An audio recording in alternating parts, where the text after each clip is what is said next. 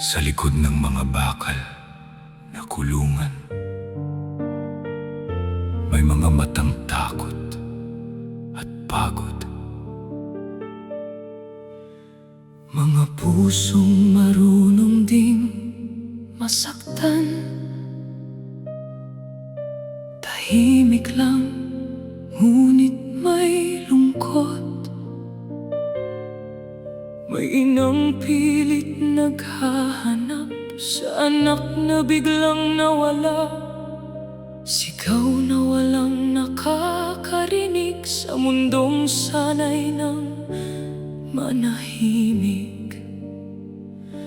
At habang umiikot ang mundo, may mga buhay na nawawala. Di nila kayang magsalita, pero ramdam ang kanilang takot. May puso rin ang mga hayop, may sakit din silang nadarama. Bakit kailangang mawalan para lang may mailagay sa mesa? Ang pagkain nating masaya, minsang humingat na buhay sa mata nilang puno ng luha. May kwentong di natin pinapakinggan.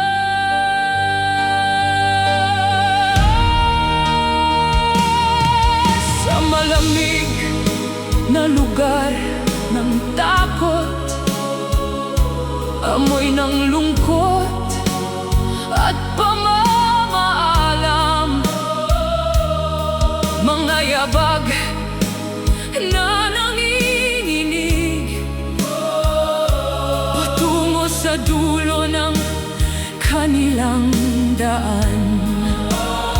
At sa huling tingin ng kanilang mata, parang may tanong na di masagot, kung bakit ang mundong ito di marunong maawa.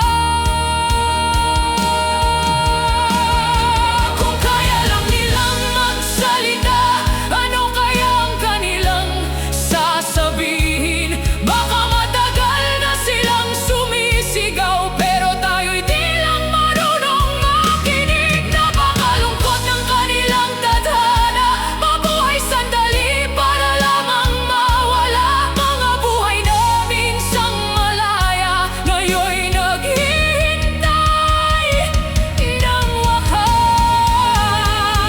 May puso